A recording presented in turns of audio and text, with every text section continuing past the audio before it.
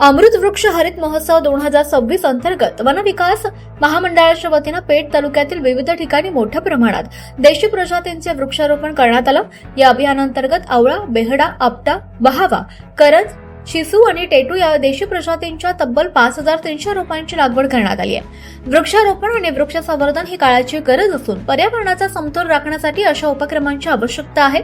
समाजातील प्रत्येक घटकांना मोठ्या प्रमाणात सहभाग घेऊन वृक्षारोपणासोबतच लावलेल्या रोपांचं संगोपन आणि संवर्धन करावं असं आवाहन यावेळी उपस्थित मान्यवरांनी केलं। या वृक्षारोपण कार्यक्रमात विद्यार्थी, अधिकारी, कर्मचारी, ग्रामस्थ तसेच वनप्रेमींनी उत्स्फूर्तपणे मोठ्या प्रमाणात सहभाग नोंदवला।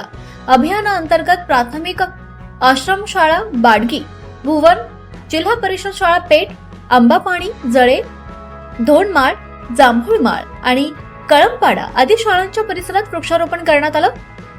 तसंच ग्रामपंचायत, हनुमंतपाडा, उस्थळे, गोंदे आणि मांगोडे या ठिकाणी सुद्धा मोठ्या प्रमाणात वृक्षारोपण करण्यात आलं। अमृत वृक्ष हरित महोत्सव 2026 हा उपक्रम डॉक्टर सुजित नेवसे सर, विभागीय व्यवस्थापक पश्चिम नाशिक, धीरज सिंग परदेशी सर, सहाय्यक व्यवस्थापक तसेच प्रवीण डमाळे सर, सहाय्यक व्यवस्थापक यांच्या मार्गदर्शनाखाली राबवण्यात येत आहे।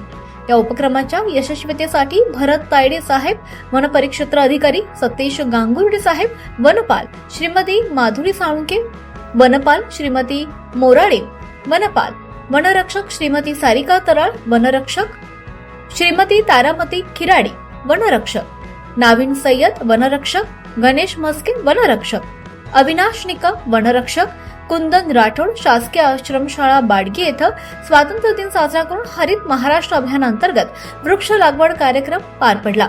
सदर कार्यक्रमास सरपंच, सर्व पदाधिकारी, मुख्याधिकारी, सर्व शिक्षक वृंद, विद्यार्थी, मित्रमैत्रिणी आणि ग्रामस्थ बंधू भगिनी उपस्थित राहून वृक्ष लागवड केली। सदर कार्यक्रम माननीय वनपरिक्षेत्र अधिकारी झरी बीपी तायडे यांच्या मार्गदर्शनाखाली पार पडला।